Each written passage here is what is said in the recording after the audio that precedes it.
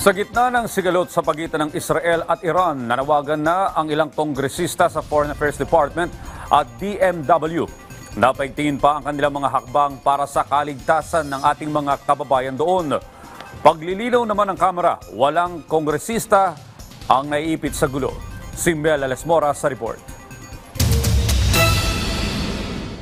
Nakatutok na ang Kamara sa kasalukuyang sigalot sa pagitan ng Israel at Iran. Ayon kay House Spokesperson Princess Abante, wala silang ibang hangad kundi matiyak ang kaligtasan ng ating mga kababayan doon. Bagamat una nang napaulat na may mga kongresista ring na stranded sa Israel, nilinaw ni Abante na base sa pinakabago nilang impormasyon, wala namang miyembro ng 19th Congress ang naipit sa mga apektadong lugar. Ayon kay House Secretary General Reginald Velasco, may nauna kasing nag-abiso na 2 kongresista na bibiyahe sana patungong Israel at yan ay sina Batangas 4th District Representative Leanda Bolilla at San Jose del Monte Bulacan Representative Rida Robes. Pero parehas naman silang hindi natuloy. What I can confirm now is walang members ng 19th Congress ang nasa Israel ngayon. Tututukan ng Kamara yung sitwasyon ngayon sa Israel at inaasahan naman natin na ang Department of Foreign Affairs will do its job to protect our citizens.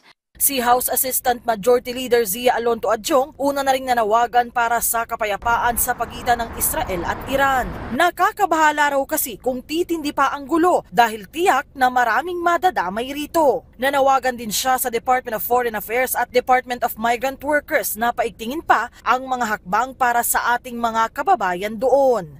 The Philippines should invest in terms of promoting diplomacy in the Middle East because a sizable chunk of our OFW, yung kanilang population are concentrated in the Middle Eastern countries. So we don't want to spill this over from other countries. That's why we have to support the call for international diplomacy and for the de-escalation of this conflict. Sa isang pahayag, hinimok na rin ni OFW Party List Representative Marisa Del Mar Magsino ang mga apektado nating kababayan sa Middle East na makipag-ugnayan na sa ating mga otoridad at lumikas na kung maaari.